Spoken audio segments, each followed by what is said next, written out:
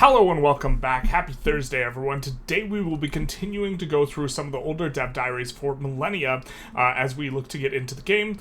We are first going to be covering the combat dev diary, and then we will be covering part one of the economy dev diary.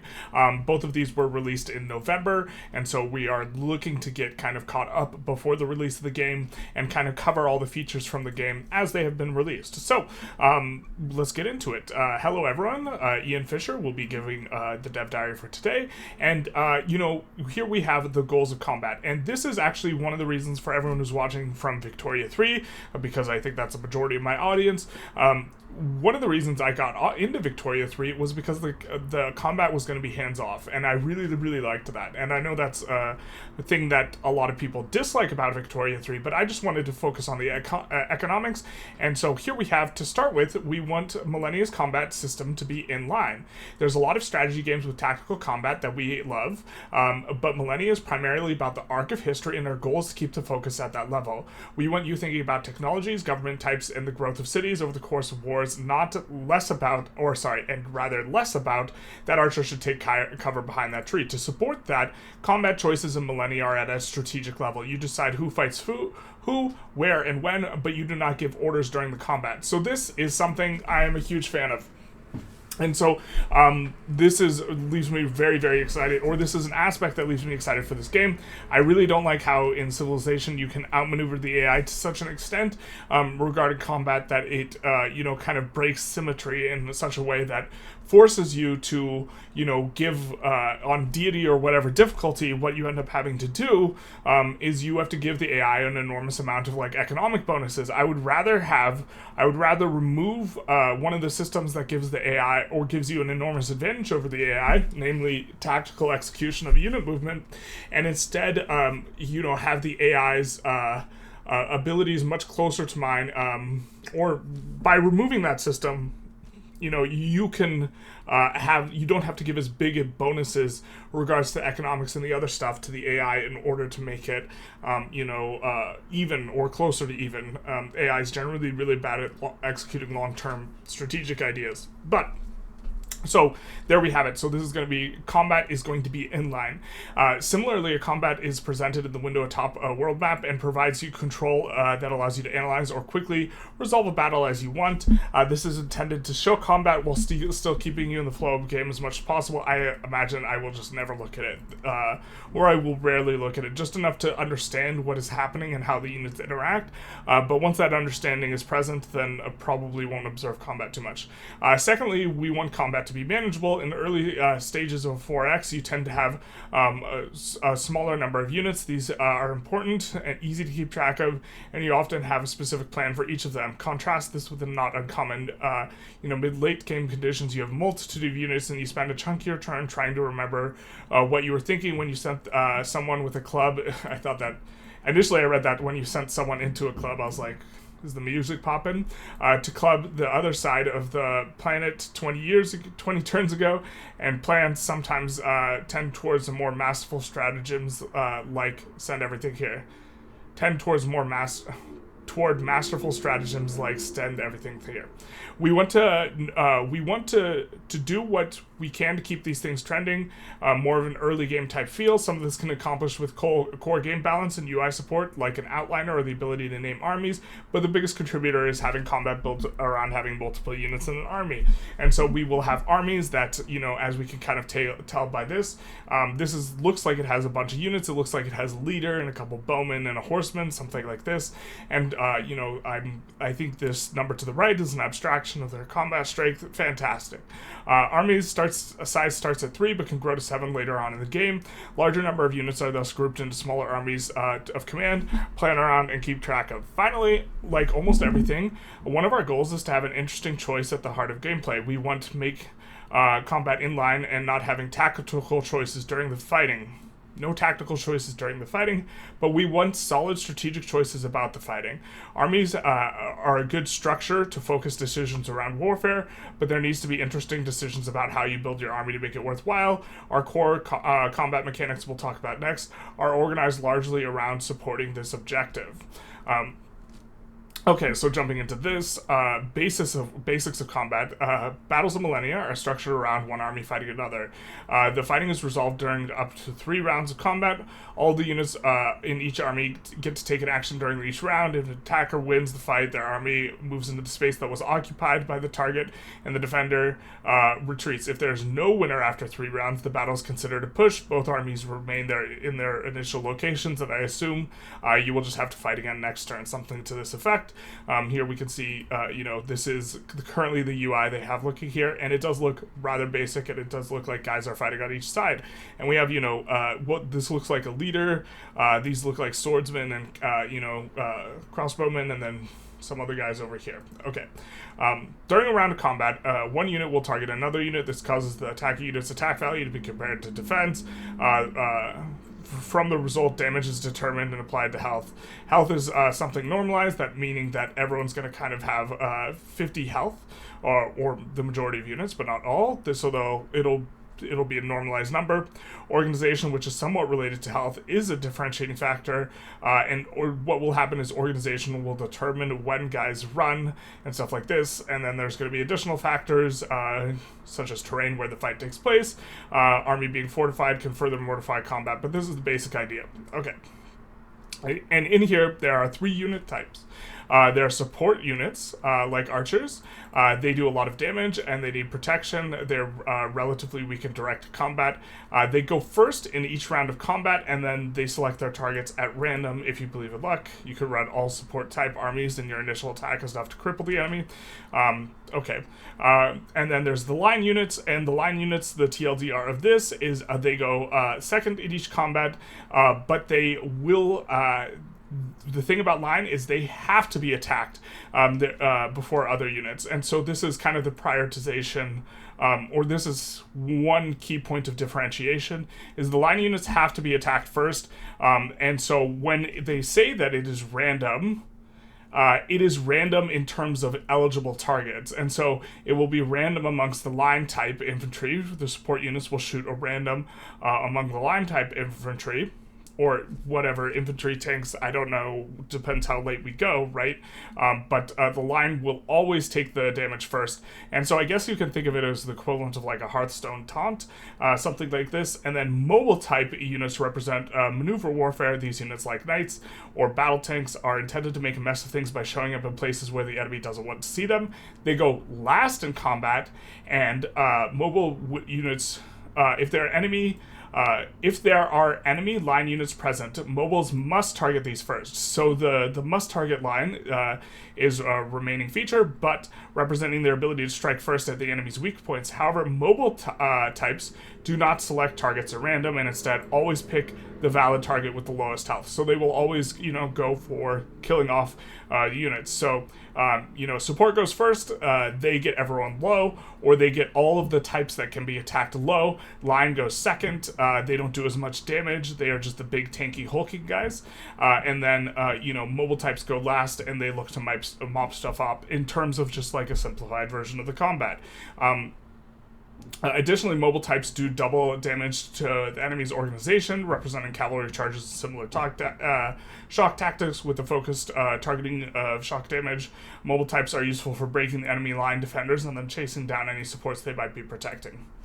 Okay, so you have kind of protector units that do the damage, line units that hold the line, and mobile units that are more strategic. This implies a bit of decision making, but to be honest, I imagine there will be something that looks extremely meta. It's hard to balance systems like these, and it might just be the case that you want to build the exact same type of army every time, and it doesn't lead to optimizing for particular things or rock, paper, scissors type of considerations.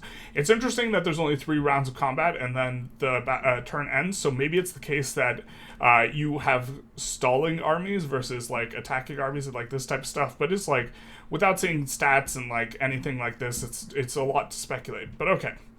We have warfare domain. Combat, as a part of 4X, generally involves considerations beyond just the actual fighting and compositions. Economic factors play a part too. This is what we care about. Typical considerations that flow from that structure, like unit production and upkeep costs, are part of Millennia's combat system. Similar to the way types rules introduce an additional dimension on how you think about your armies, the domains in Millennia create an additional dimension for the economic interaction with warfare beyond the typical material. To begin with, not all units in Millennia are built at the capitals with production. Remember, capitals are kind of like the city.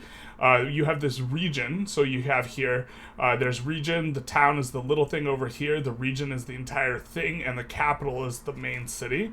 There are a number of domain powers that can be used to spawn units or armies. For example, starting as tribal unit includes the raised tribal army, which allows you to spawn a warband. And I think this is, pretty interesting, and we're going to kind of get into that more with the economy stuff, that there's a lot of different resources you could spend to achieve kind of what you want to get done. Units that are of a particular national spirit often have ways to deploy those units that are not standard with build with production. This allows for a variety of economic plans and national spirit combinations that can produce unique approaches to war.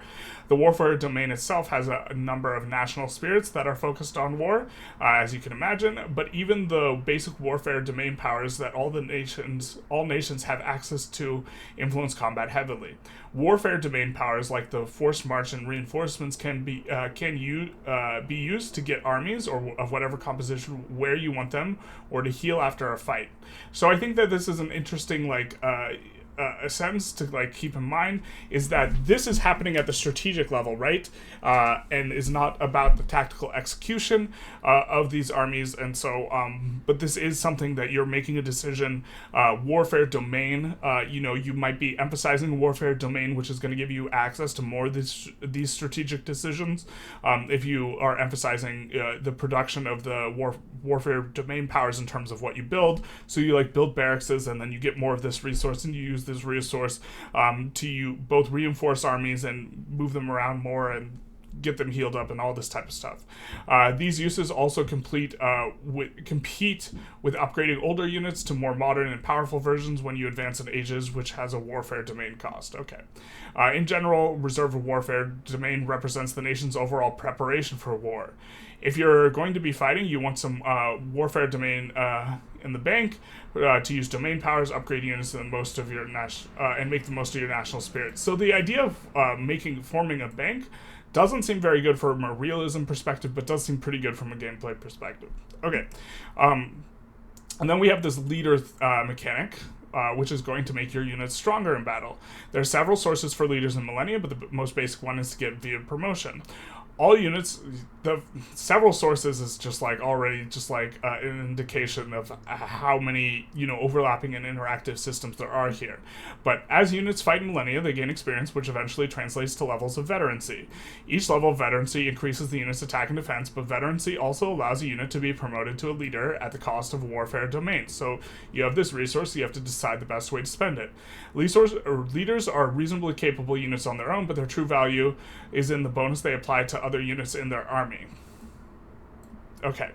Leaders have a tactics value. When combat occurs, the leaders with the highest tactics value on each side, you generally do not want more than one leader in an army, are compared, and the difference between their scores become a bonus for your side with the higher tactics leader. When I was initially reading this paragraph, by the way, I had forgotten that leaders are also still the unit that they were upgraded from.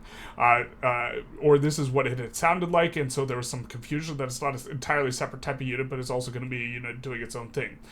Each level, which also probably brings up the question, it's probably better to promote support units or line units, or mobile units that are not forced to get attacked first, because you don't want your first attacked unit to be the bearer of resources, because you have to spend domain to promote guys.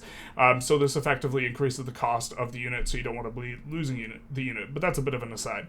Leaders have a tactics value. When combat occurs, the leaders with the highest tactics value, etc., are compared, and there's difference between the score becomes a bonus for the side with the highest tactics leader. So this seems simple enough. Each level of the tactics bonus is essentially an additional level of veterancy for all units in the army.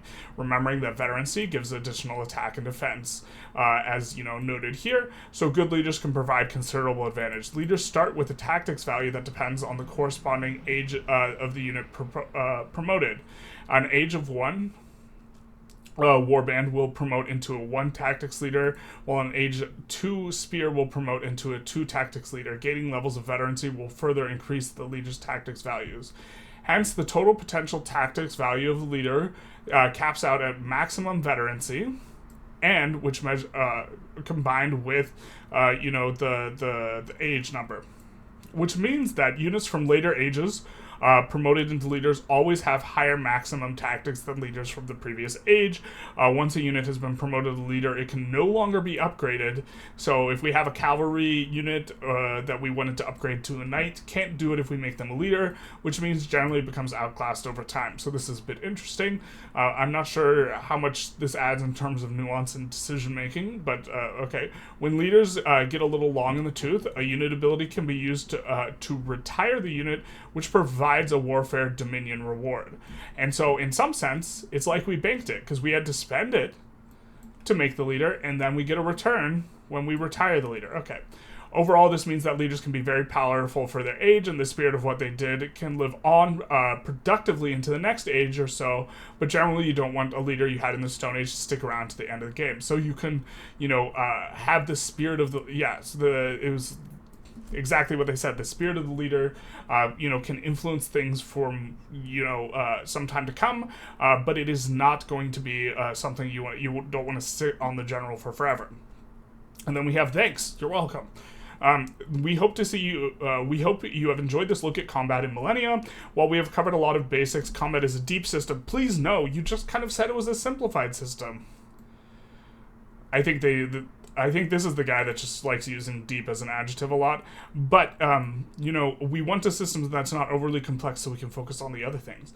And there are aspects that we didn't go into and only touched on the high level. Still, I hope that the basic shape of things came across, especially the interplay of all the decisions, your economy, national spirits, how you compose your armies, and how you manage your domain, all work together, etc., etc. We'll be back on the 14th. This was a lie because they didn't come back, till the 28th, to talk about economy part 1. As usual, if you like what you see, please wishlist us. If you are interested, please wishlist them, because that helps them out, I'm sure. I'm sure this is one of the metrics by which they are given resources to, continue development. And one of the things with depth, and this obviously remains to be seen, is when you add depth always costs complexity in games, and in game design. And so what you hope that this does is it increases the number of interesting decisions. If you have complexity that increases and adds nuance to the game, then the complexity is generally good. Or if you have depth that is the result of simple systems that expand into complex ideas and interactions, then this is also good. So I guess it doesn't always add complexity, it's just usually adds complexity. But chess is a very simple game. The rules are simple, but there's nearly limitless depth. And so so far it seems like we're learning about a lot of overlapping systems, and the only concern I have, while I'm overall excited for the game, is that they are adding a lot of complexity that might not lead to more decision-making or interesting decision points. Like chess has a ton of interesting decisions, but the fear is, will there always be a particular comp, ratio of line and support units for every single army that is optimal?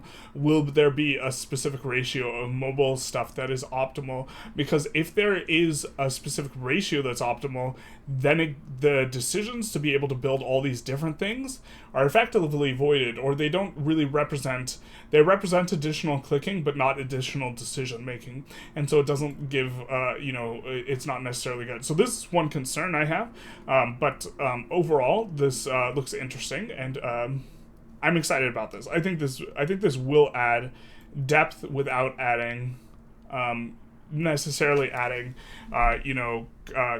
so you can add complexity without adding depth. I think this adds complexity, obviously, but I don't think it. I think it will succeed in adding depth. We'll see, though. Okay, so that was thing 1. that was the combat system, which very delighted to see that it is a hands-off, you don't get to abuse the AI not being very good in terms of tactics, and instead you are focusing about, primarily about the arc of history, and our goal is to keep the focus at that level. We want you thinking more about technologies, government types, growth of cities in the course of wars, less about actual tactical execution. But let's get into the economy part 1, which is everyone's favorite. Hi, hello and welcome to another Millennia Dev Diary. I'm Rob. Hey, Rob. Lead programmer and code designer, along with Ian, who was the author of this Dev Diary. Fun fact, we've been working together since Age of Mythology. That's a long time ago. We've talked about the map, the nations, and the combat in the game, but today I'm excited to talk more detail about the economy of the game. Ever since early concepting of the game, having a deep and rich economic systems have been one of the primary goals. Whether your path to victory involves raising... I keep hesitating when I read deep because they use this word so much, and I think they use it correctly, but it's also like... let's keep going. Whether your path to victory involves raising massive armies, rushing ahead in the tech tree, or securing your cultural prominence, doing any of those things requires a strong economy to be successful. There's a lot to cover here. In fact, so much so that we'll be doing a second entire dev diary on economy later on. We're not going to sandwich these two together because when I looked, they hadn't even made the second economy dev diary, so we're not going to do that. But for Econ 101, at the heart of the game are your regions, which house your population. So this is a region, there are 2 towns, there's the capital of the region, it's the entire economic thing. Your population lets you work the tiles that are controlled by the region, generating resources or goods that convert back into resources at the end of the turn. There are many paths to a bountiful economy. More population lets you work more tiles, more advanced goods, which convert into more valuable resources, or just expanding and control more regions in the first place. How you assign your workers gives you a lot of flexibility about what you're actually generating each turn. There's a war going on. Sometimes extra production to finish out new units is more important than growing your population. You can manually control each worker's assignment, but if you prefer to focus on the big picture, which generally I do, the game will make sure that there are no workers left idle at the end of the turn. Everybody works. Some parts of your economy will generate passive income as well. For example, if you can construct a town center for +1 government experience a turn. There are many technologies and ideals which will also give you income directly or for each region you control. And so here we have government XP. There's going to be a ton of different resources. So let's kind of get into some of the details. National resources. There are a bunch of resources that are accumulated at the national level, pooling all your income from your regions together, and they go from 1 turn. So knowledge used to develop technologies, which give you bonuses and luck, as well as let you progress through the ages. In a game about moving thousands of years, this is always an important resource to focus on, okay? And then culture, you're starting to notice there's a lot of different ones here. And this isn't even including all the domains. But culture, each time a culture meter is filled up, you can use culture power, which provides a range of potential effects, from instantly mustering armies. So you can create an economy that produces a ton of culture, but use that culture or plan to use that culture to create armies, which is interesting, rather than just production. Each time you use a culture power, the cost for the next one increases slightly. Managing your culture when you have a lot of regions can be quite challenging, but many culture powers provide you with abilities you cannot access in any other way. Wealth is, I think this is probably pretty self-explanatory. Improvement points is an interesting one, because initially when I was reading this, it sounded like production, but production is its own thing. So improvement points, these do pretty much right what it says on the tin. You get them to build a new improvements. Improvements let you get more out of your workers and are the primary way you way you get and convert goods. Later on in the game, you'll also encounter specialists, which function similarly but represent the requirements of a more educated or workforce as opposed to a pure infrastructure level. So we're thinking of this as infrastructure. But then, it's by the sound of it, you can kind of build infrastructure with production. But we'll look at that when we look at production. And then here we have domain experience. Now remember, there was some domain experience stuff mentioned when we mentioned, the warfare, in that you use domain experience in order to promote generals, right? In order to get your big Agamemnon general who's leading the tanks he looks like he has some clubs there. you needed to spend some of your military dominion or domain. Each of the 6 domains in the game, exploration, warfare, engineering, diplomacy, and arts, has its own resource. So it's not just, taking a look at 1, 2, 3, 4, 5 resources. There's 10 resources here, which adds a lot of complexity to the game, right? The more resources you add, the more complex you're getting, but this gives opportunities for depth, so I'm about this. Each has its own resource representing your nation's expertise and preparation in that domain. They are used to both use domain powers like spawning settlers, artists, and other unique units, so we're not going to build settlers with production, maybe, or maybe we are, as well as to purchase new ideals from your national spirits, which can provide extremely powerful specialized bonuses.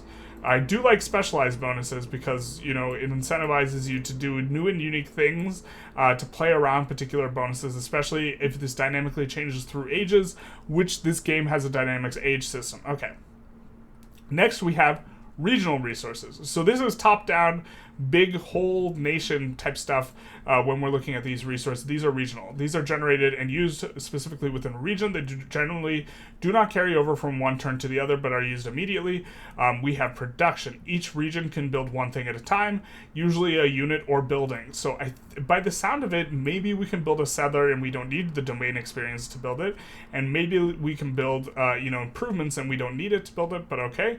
Each turn of your production is applied to the current build, and the process can be quite familiar to most 4X players.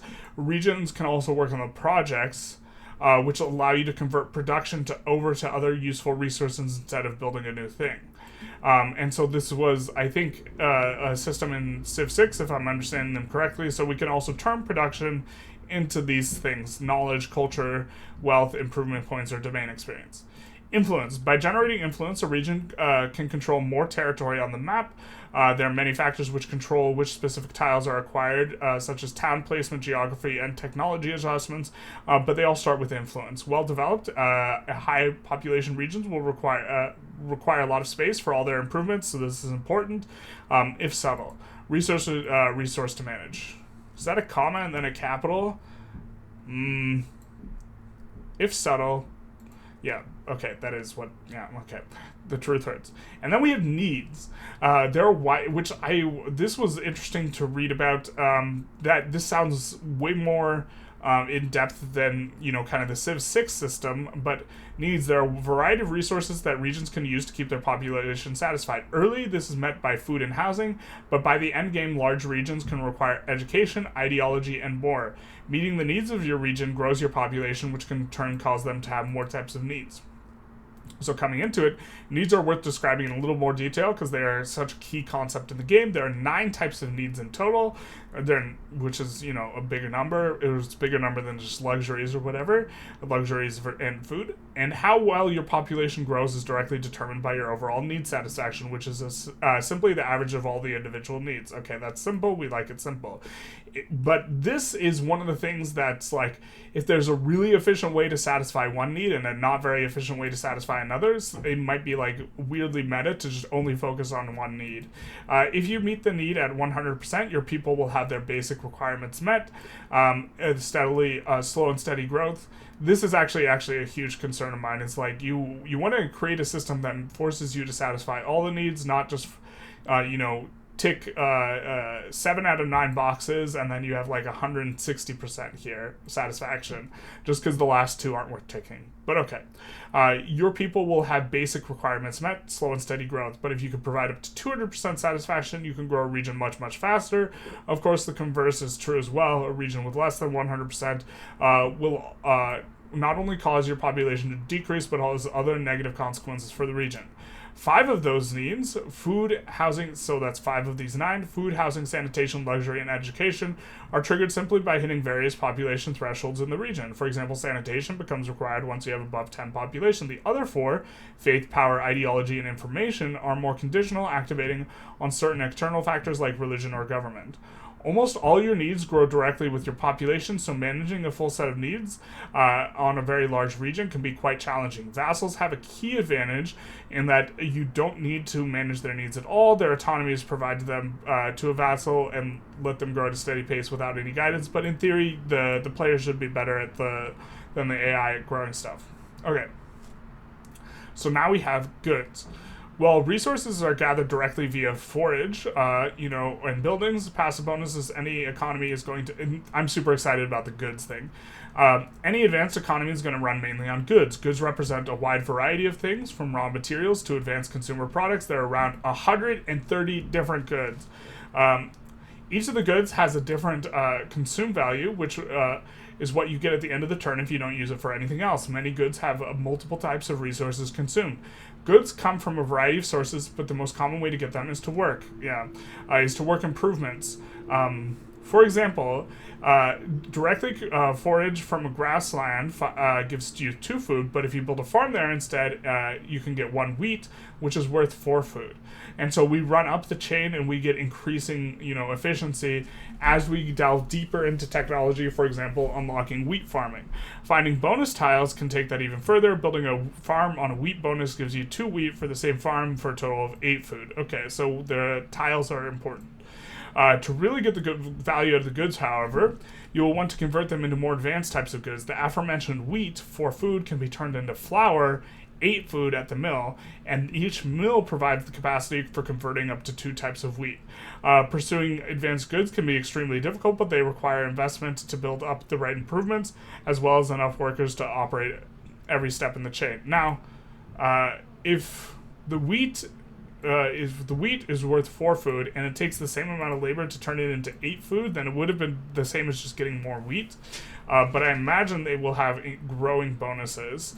If you know what I'm saying? Because if you have 1 wheat worth 4 food, 2 wheat would be worth 8 food, and someone has to work at the mill, or each mill provides the capacity for converting up to 2 units of wheat. Does that mean with 1 worker? If it's with 1 worker, then this is efficient, right? If it's not, then it's like just kind of equivalent. Anyways, the time will tell. Pursuing advanced goods chains can be extremely efficient, but they require an investment to build up the right types of improvements as enough workers, as well as have enough workers available to operate every step in the chain. Okay. Which chains, and it's also maybe interesting these are regional, right? And needs are regional, so some places are probably going to be much better at providing needs than other, and it's unfortunate because you'd maybe want to be able to ship food from one city to another. Anyways, if you want to try and specialize, but that doesn't sound like you can do it. Maybe you can.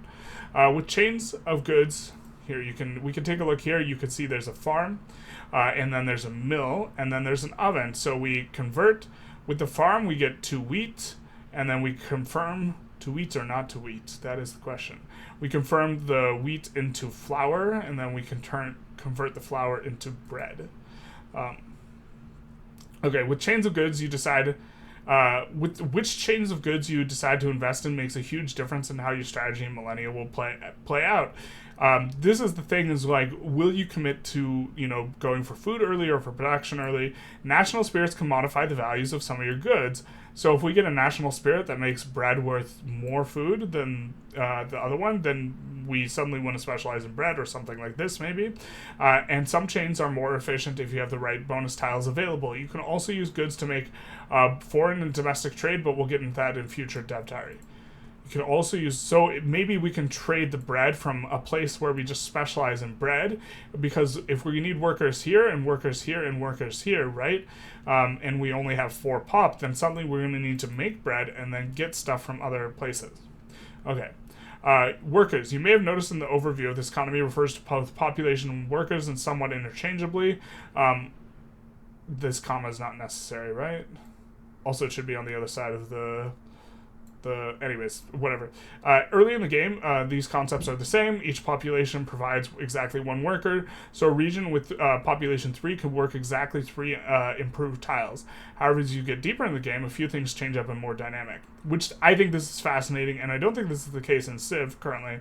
Around the middle game, depending on which specific age is chosen for the game, higher levels of industrialization become possible. This is reflected in a few different ways in game: efficiency, costs, power requirements. But one thing unique is one thing unique about industrialized improvements is they allow multiple workers to be assigned to the same improvement. So now we can, if it's more tile efficient to have a bakery than it is, just another farm, then suddenly it makes sense to run up the chain, even if it's not generating more resources. For dense, highly developed regions, this makes a significant difference in how you build up your economy. To take maximum advantage of these goods chains, you may need to retool your infrastructure significantly. It'll be interesting to see what the play patterns are for this. In the later ages, economies of scale are represented by bonus workers, which I like this idea quite a lot. Regions with larger populations start getting workers better than a 1-to-1. So, for example, at 20 population, you might not just get just the 20 workers available from pop, but plus 2 workers, 1 for every 10 population. Getting the right technologies and ages can push that even further, giving a nice bonus to the game, to late game mega regions. From a design perspective, it's been exciting and fun to challenge to make the economic system which fits the scope of a 4X that covers all of history. You're telling me. Because, different things are important in different eras. Information is a resource up here, I think, under needs. But, information is just an absolutely, tremendously important thing. You have the Industrial Revolution, and then you have the information economy that followed. And so just knowledge of how to do stuff is incredibly important, and how to organize different things better. And so the information, once you reach post 1900s type of time period, information is probably just as important as thinking of things in terms of wealth or whatever, or production, but it's still here in needs. And so you need to somehow balance that, but balance it without making it a resource earlier on, because physical things were just way more important early on. So it is an interesting challenge, I think, and it's hard to do, and it's why a lot of games that it's much easier to design a game within the scope of a singular time period. Managing your economy starts out pretty simple in the Stone Age, but by the end of the game, there are a lot of moving pieces. And, of course, we want those moving pieces to add choice and depth without just adding complexity for nothing. As mentioned at the start, this is just part 1 of our look at the economy and Millennia. There's a lot to cover with trade, merchants, outposts, town specializations, and more. Until then, we'll see you next time to discuss some more how ages work. And so that's kind of what we'll be doing when we start taking a look at the next dev diary. Or probably going to just keep doing 2 at a time. This domain thing, I'm super excited about this, and also mildly concerned that this adds a lot of interesting and unique ways to play, because there's so many different national resources and they get spent in different ways. It's going to be a lot of fun exploring this game, but also concerns that a particular specific meta will arise, and just playing in one singular way might just be way better, which of course we don't want to see. But very interesting to see all the moving pieces, or at least some of the moving pieces in regards to the resources, and have brief explanations. I'm very excited about this. Anyways, I hope you enjoyed this dev diary. If you did, please feel free to like, comment, subscribe, do the YouTube algorithm thing, and other than that, have a nice day.